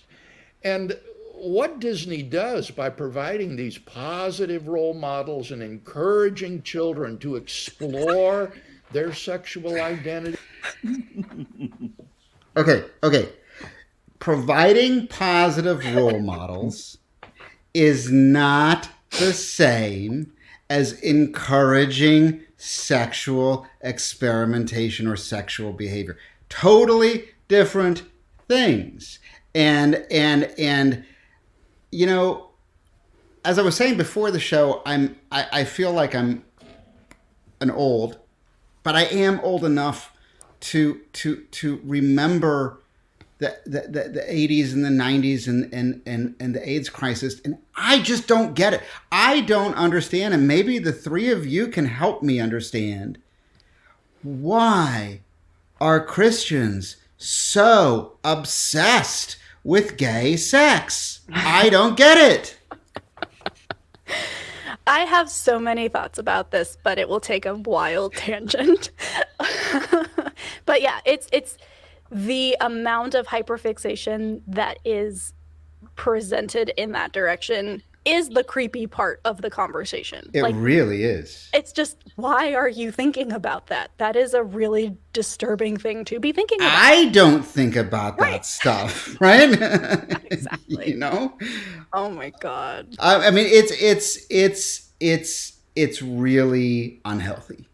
Mm-hmm. This fascination with sex, and I'm just curious with gay sex particularly, because I don't hear them usually singling out lesbians. I don't usually hear them even wanting to think about kind of how a transgender person engages in. I don't hear them thinking about that. They care about one thing, which is, you know, the penis and the butt.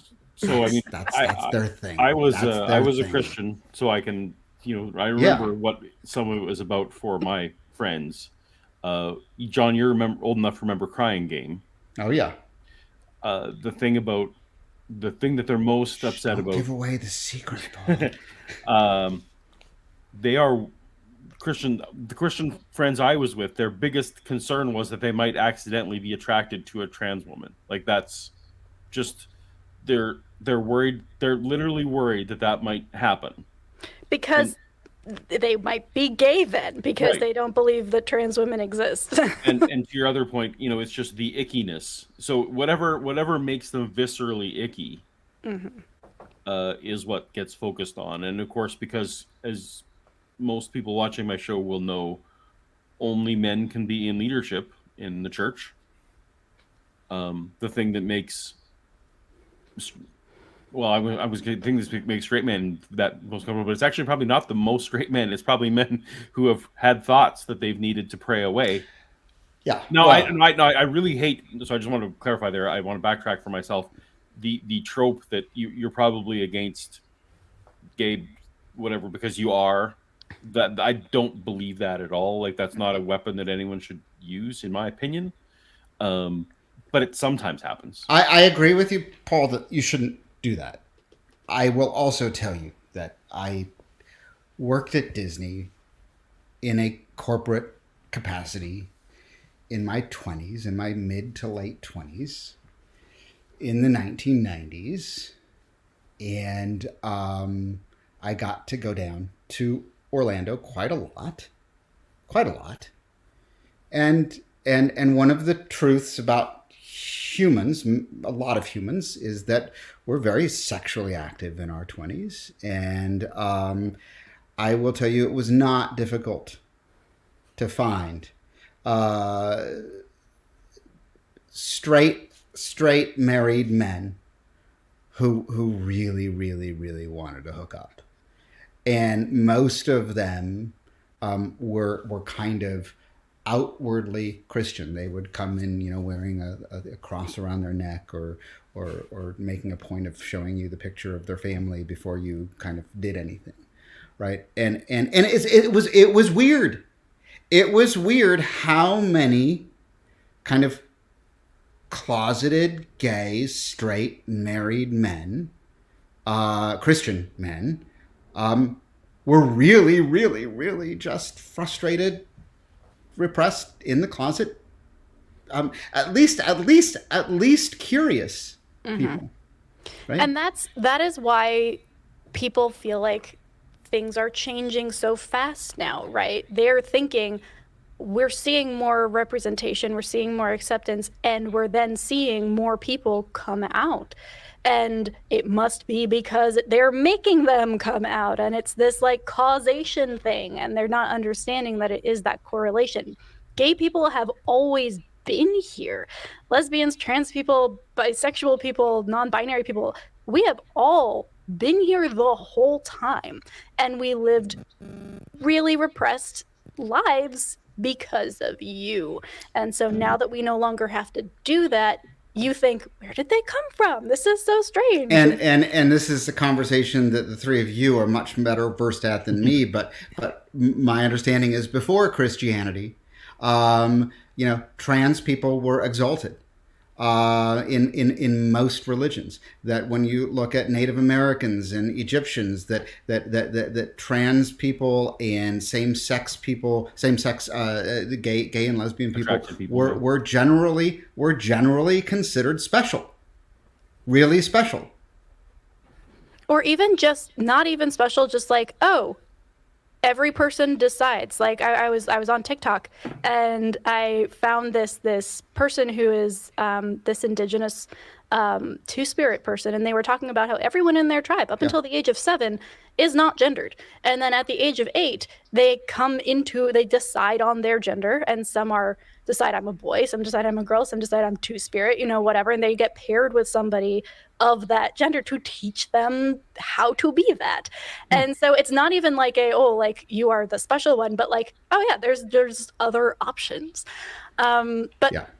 I do want to just kind of highlight something Hannah brought up earlier that they just said again that is so important. William Lane Craig essentially just said that he believes that gender and sexual orientation are malleable for a large part of your childhood. That completely obliterates the argument that a lot of people make about having this biological straightness or this biological cisness that is baked in. If you aren't born that way, if it is malleable, then what you are doing is you're making an argument not about biology, which you're pretending it is, but about ideology. You think it should turn out this way. So now you have to tell us why. Why is it that somebody who is a kid, who is, according to you, has a malleable gender, should turn out cis? Why is that the case, right? You can no longer use biology as your fallback. You now have to make an ideological argument and come with those arguments to the table and ask, okay, here's what I think people should turn out as. Here are the reasons why. And if you fall back on that ick factor, you lose. Sorry.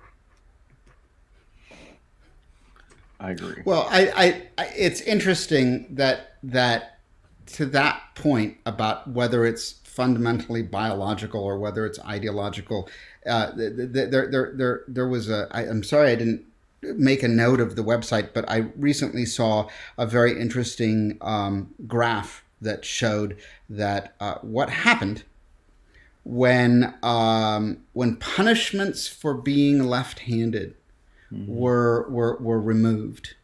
And what you saw, and I think this gets to your point, Hannah, is that it shot way up. The number of people who identified as left-handed shot way up, and then it plateaued and it stayed the same. And there are that many left-handed people in the world, period. That's it. And in the 1960s, I think in 70s, Kinsey came out and said 2% of men, because they only focused on men at the time, 2% of men are gay. And there was a lot of, eyebrow raising about that. Is that possibly true? Or 2% of the population gay? And I think, to the point you made earlier, Hannah, that if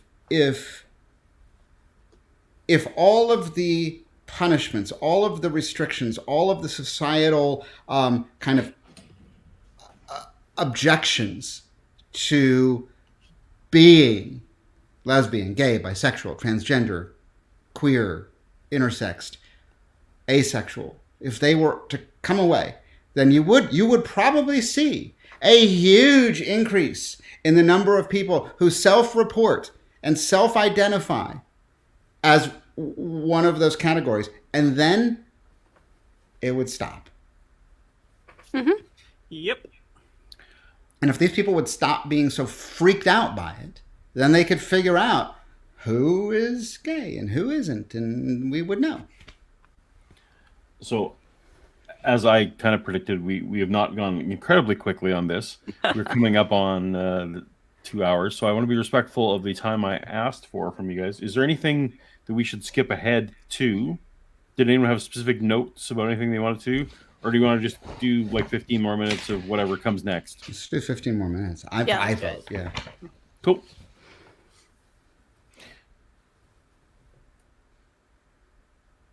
To try alternatives, to see who they really are, is to shape them in such a way that they adopt these transgender or homosexual lifestyles. And this, wholly apart from the morality of that, Kevin, wholly apart from the ethics. Wholly apart from it. Which means taken together with. Yes. I do find it interesting, though, that like they really should, like in a model of morality where you care about harm, for example, if they could get a lot more people on board if they could demonstrate something beyond just my book said that's not good, and they can't, right? Because they've been trying for decades to come up with what's the appeal to harm or flourishing, and it, as I think he's going to say, as you guys already pointed out, that it's, well, their life is hard. My least favorite thing, and this comes up in trans discussions all the time, they'll be like 41%. I don't know what, that's the most recent number I know of, like, trans individuals end their own life or something like that. And it's like, why do you think that is? Our lives are difficult because people continually accuse us of, like, horrible crimes with no evidence, just because they are creeped out by the fact that our genitals might not match the clothes that we wear according to them. It's very strange. I'm sitting here staring at my dog, and I can tell you right now that if you were to walk through this door, my dog would not say, "Oh my God, there's a trans person. I don't understand that." My dog would say, "Oh, cool, another person." Right? And so these people are saying they're not even as good as dogs, right? Well, no one is really. Yeah, who's better? Well, okay, fair enough. But you're right, Hannah. That's why in Hollywood, you worked in Hollywood long enough to know you can kill off whoever you want, but you can't kill off a dog. But I mean, Hannah, why do 41% of trans people commit suicide? It's not because they are conflicted about their decision or their desire, about who they are. They are not conflicted about their expression of themselves and their ability to live in this world. They're conflicted about their ability to live in this world alongside people like these people. Mm-hmm. Yep. Of that is to wish upon these children a world of hurt. Those who adopt these lifestyles are in for a life full of heartache and frustration and disappointment, perhaps even self-destructive behavior. And therefore, I think... Okay, but who's out? I'm just curious. Who's out there abusing children? I mean, who are the ones who have been not accused of it? Who are the ones who have been found guilty of it? Who are the ones who have been put to jail for it? It's not transgender people. It's not, your friendly neighborhood lesbian couple. It's not. It's.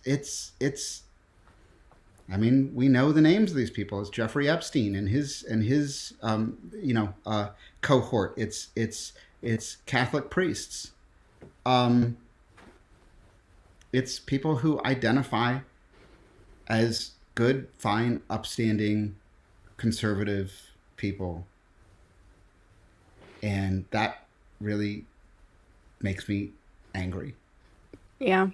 I think there is so much here. You asked about why are they so obsessed with this? Why is this such a point of concern? And I see such a strong correlation or a link between the concern around questioning of gender norms and sexual norms and this horrible, like, ugly result of purity culture and of this really repressed, horrible way of looking at sex and gender and what is and is not and should not be. And it's all tied into the worldview that we have adopted as Christians and as non-Christians, right? This is not necessarily just a Christian thing. Christians have a deeper stake in it because they see it tied to their faith, but it spans the culture of America, right? This is something that is so deeply baked in that we have people who are hurting, who feel deeply that things are wrong. And instead of being able to dive deep in and be like, okay, maybe I need to start questioning my views around things like sex and gender and capitalism, like they project it outward, and they either hurt other people, often minors, often people in vulnerable situations, or they accuse other people of being the problem, being the reason that things are going wrong. And it's just a lack of that self-awareness and that awareness of history and where we're coming from and how these ideas developed in the first place. that it is not simply immoral, but it's downright cruel to encourage little children to adopt lifestyles that are the opposite of their biological sex. Okay. Let's go back to the original thing that brought the four of us together, which is Disney's response to this, and the idea that there's this rhetorical mishmash that happens here of conflating these multiple arguments and turning them into Disney wants your child to be gay. Mm-hmm. Right?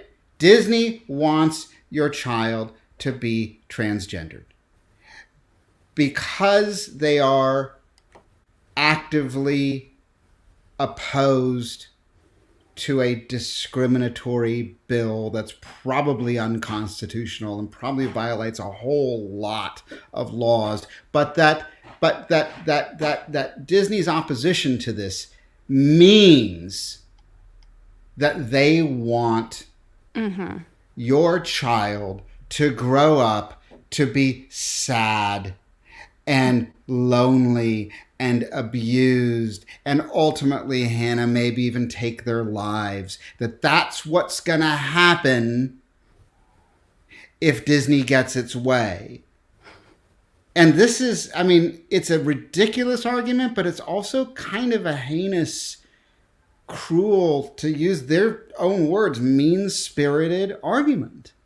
It's ridiculous. They're rhetorically trying to put the responsibility for this not on themselves. We're not doing anything. We're putting things back where they're supposed to go. There's a natural order of things, and all these LGBTQ people, they're trying to upset that order, so we're just going to make sure they can't do that anymore. It's not about them trying to stifle reality and like make children not aware of what's going on. It's all these queer people trying to come and groom your kids or whatever. It's an insidious rhetorical tactic. It'd be brilliant if it wasn't evil. Like, it's a way of trying to take the onus off of them for their own behavior. It's insanity. That's perfectly said. It would be brilliant if it weren't evil. That's beautiful, Hannah. That's perfect.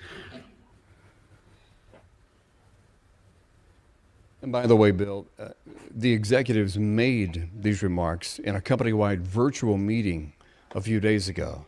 And this was mostly about Florida's parental rights in education law, signed by Governor Ron DeSantis. Disney made headlines. Can we all take a moment and bow down to Governor Ron DeSantis? Oh, God. Okay. No. Okay. So parental rights in education. It's really funny because I don't know how many people realize that all of the things that that supporters of this Don't Say Gay bill claim are the reasons this law now is in effect actually existed anyway. You already had the right to opt your child out of sex education. There is no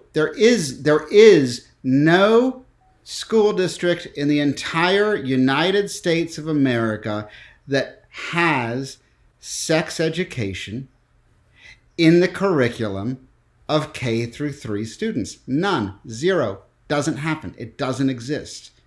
This law is written, and Disney opposes it, for one reason only, which is to harass and discriminate against LGBTQ people. Mm-hmm. It's interesting, too, how the bill is written. I took a look at it before this because it's written in a way that it's almost trying to preempt the general public discussion about it because, of course, it says, like, K through 3, but then the addendum, which we talked about a little bit earlier, of, like, and also in any grade where it's deemed not appropriate based on state standards or whatever. I'm paraphrasing, which is general enough that they can kind of define that as whatever they want. If they arbitrarily decide 12th grade is... it's not appropriate to talk about this, even in 12th grade. The bill's already passed. Now it just has to be decided later whenever they decide what these standards And are. I don't think that's a theoretical worry, Hannah. I don't think that's a non-valid worry at all. That's exactly what they want to do. And ultimately, in my kind of cynical way of thinking, this is all a continued kind of since the Reagan administration. This is all a continued attack on public education with the ultimate goal of eliminating public education so that people like Betsy DeVos can get really, really wealthy, having schools be corporatized. It's ridiculous too, because the way that this is written basically means that, like, let's say you're a normal person that doesn't care if your kids know that gay people exist, because of course they're going to know that, because LGBT people exist, and there's some kid in the class who has some rich asshole parents who's a right-winger and decides, I'm going to sue the school because I don't like this. All of a sudden, it's not about parental rights in terms of, I want my kid to learn about the world. It becomes, who has the money to sue the school over this? What do they want to be taught? It's ridiculous. And also, let's point out that I'm not sure what parental rights are, like, constitutionally, in the same way that I'm not sure what sex-based rights are for, like, a lot of the UK conversation around trans rights is talking about, like, TERF saying, well, we have sex-based rights. Is like, what are those? Like, where have we decided what these are? And I feel like parental rights are very similar in that maybe this is just me being ignorant about, like, bills that have been passed in the past, but, like, what are parental rights? Where are they codified, and how does this support them in the way that you're saying they do? It feels like these rights conversations, like you said, are just basically whoever has the money to enforce them are the ones who get the rights. Yeah, but hopefully, and I can see this happening. Hopefully, they've completely kind of misjudged this situation, and the people who are going to have some of the people who are going to have money is a transgender person who has a child and who objects violently to the description, as I mentioned earlier, of Miss Perkins coming in on Monday and saying, "Call me now, Mrs. Smith." Mm-hmm. And their kid's going to go home and say, "Oh, my teacher got married. She says her name is Mrs. Smith, and she says her husband's name is Ron." And hopefully, this very wealthy transgender person is going to say, "You know what? I'm not cool with that." Yeah, like, and you can do that if you're cis too. Like, if you are, like, just a random person, you can be like, I disagree with that. I'm gonna go do something about it. You can, and you should, and hopefully they will.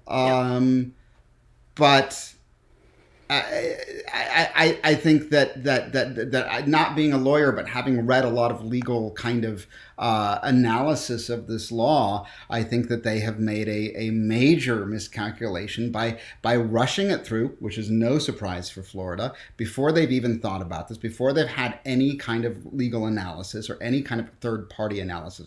They rushed it through, and it's so vague, and it's so non-specific that when you start talking about there's no instruction of gender identity, how do you tell, little Liam which bathroom they are supposed to use, right? And by calling little Liam he, are you gendering him? And is that not allowed? So should all gender pronouns be eradicated? And should we just make all restrooms unisex, which is exactly what they are freaked out about? So they may ultimately have happen the thing that they are most desperately afraid of.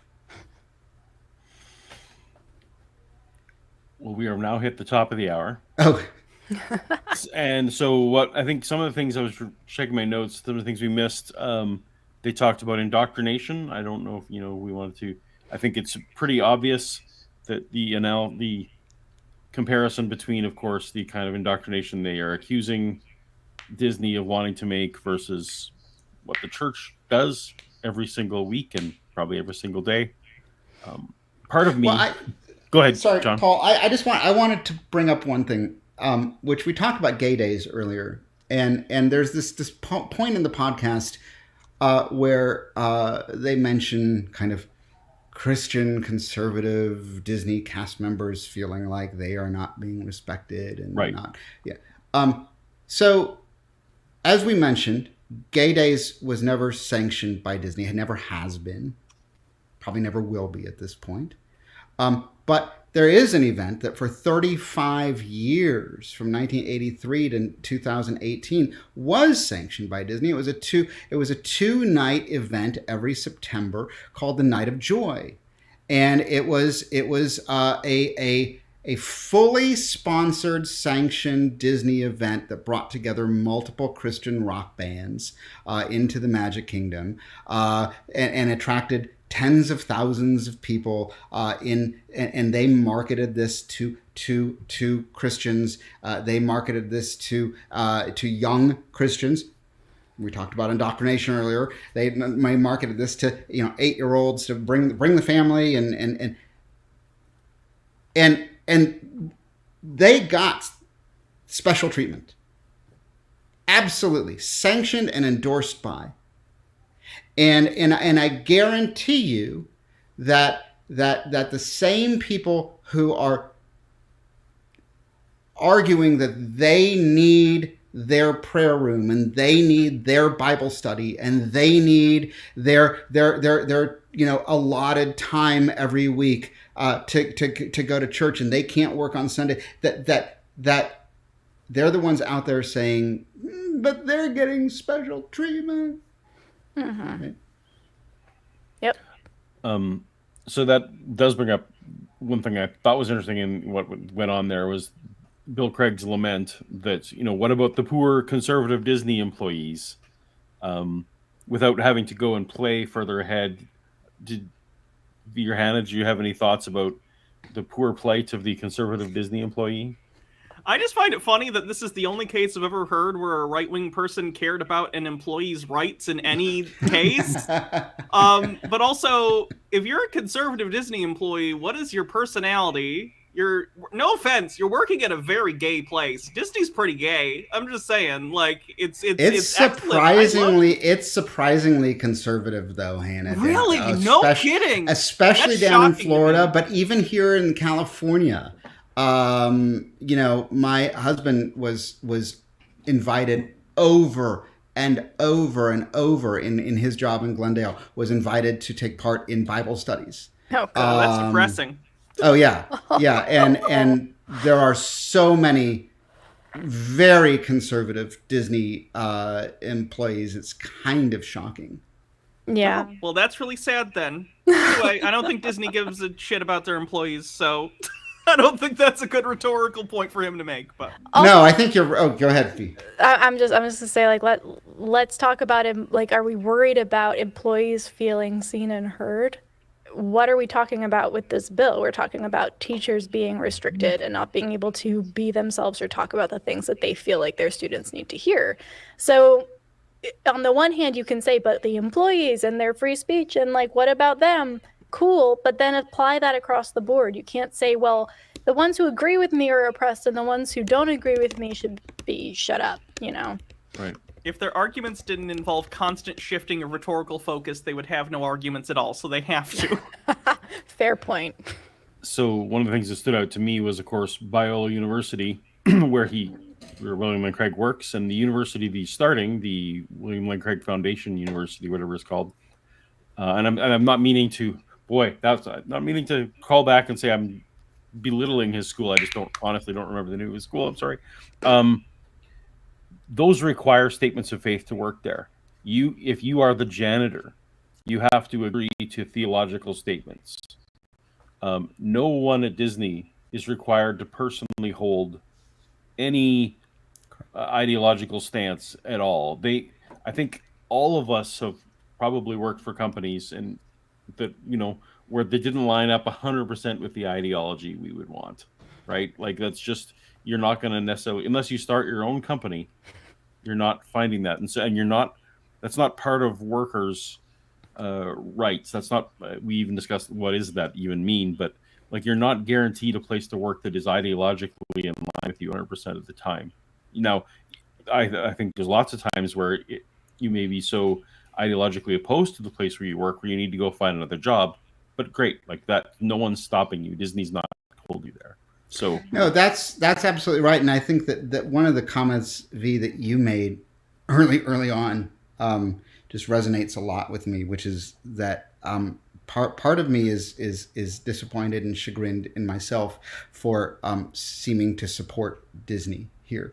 They're a company that's so radically changed from the company that I worked for in the 1990s. I don't recognize them today. This is a case to me where the enemy of my enemy is not my friend. Yeah. But I mean, like you said, you've got two villains battling it out. Who are you gonna stand with? And at least they've made a nominal attempt, forced and really botched as it was. They have made this attempt, and I don't know. I think that Disney. To me, I haven't seen that Disney truly wants to support LGBTQ plus people. I've only seen that it wants people to think it does. Yeah, that's a really good point. I think one that needs to be made before we close out, which is, this is a case, you brought up Night of Joy, right? Like, at the time, that is what got them attention. That is what brought in people. That is what got them money.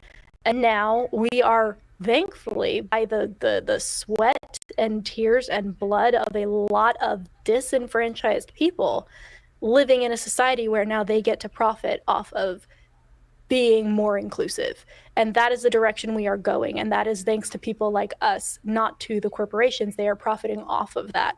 But that does benefit us as well. It normalizes things. It brings things into the mainstream. And the kicking and screaming that we're seeing with William Lane Craig and people like him is not necessarily that, oh no, Disney wants more queer leads. It's, I'm being left behind. What I want is no longer what is driving the market, what is driving culture. And that is infuriating to me. And I need to find every reason possible that it's not my fault and it's not me that's sticking in the mud and staying where I am. It's them. They're being weird and ridiculous. Speaking of being ridiculous, before we close out, before we do go, and I'm not going to get the last word. I'm going to invite you back again, John, so you don't have to get it all out. Okay, but I do want to say, because I know we have people listening who are still kind of, I don't know if I believe the people. I don't know if they still have this kind of conservative mindset. I need to point out something while I have this platform. There's this weird kind of conspiracy theory that floats around, much like Pizzagate, and it's been coming up recently more and more and more and more. And I've seen it be used as the argument for why we can't support Disney for supporting for opposing Don't Say Gay, because Disney encourages these children to be kidnapped and to be abducted from their theme parks so that they can be molested, and that Disney's taking part in this. And because of several Disney employees were recently found to be, unfortunately, part of a child sex trafficking ring, that somehow this is means that Disney is involved with this. So I just want to be clear. I did look into this last night. Disney has been operating theme parks for 67 years. And there have been exactly 0 cases of child abduction at a Disney theme park. 0, none, never. It has never happened, ever. And I want to use this opportunity to say that clearly. That's just straight up QAnon stuff. It is. It is. And unfortunately, I think it's going to end up the way it kind of did with Pizzagate in 2016, where somebody's going to decide that they're going to go in and rescue these children And they're going to do it with some terrible thing that's going to happen. Yeah. At least Disney's every time I've been to Disney, which is like at least 10 times, it's been the security was pretty strict on the checking bags and stuff. I don't think they let you bring in strollers anymore, the big ones. So that's probably good for that kind of thing in the horrible dystopia we live in where we have to worry about such things. But you can't bring in your own snacks. Yeah, it doesn't mean Yeah, they come I'm and gonna go bring get the their fried Dole chicken Whip and- anyway. Exactly. Now I want a frozen banana. What are you All right. trying to say, Paul, exactly, with your frozen banana comment? Oh, Huh? I just like bananas dipped in chocolate. Whatever that makes me. Whatever that makes me. I like. Well, this has been great. I have learned a lot. I'm going to be watching this again because you smart people said some very smart things that I need to record and jot down. Thank Hannah you. wins the night. Hannah wins the night with if it would be brilliant if it wasn't evil. See, that's all you got to do. You got to say one thing that sounds clever, but it's vacuous, and then people remember you. So that's my strategy every time. All right. Well, Hannah, why don't you tell us where people can find you, and if you have any last minute thing that you want to add in here. You can find me on YouTube at youtube.com/HannahReloaded or twitch.tv/HannahReloaded or at HannahReloaded on Twitter until Elon Musk ruins it, at least. And I don't know. I'm very conflicted on this just because I'm a big fan of Disney products. I'm frustrated with the cynical idea that we have to fight for our rights using proxies of large corporations. But it is what it is. So I guess go Disney for now. All right. Okay. I see myself on screen, so that must be my cue.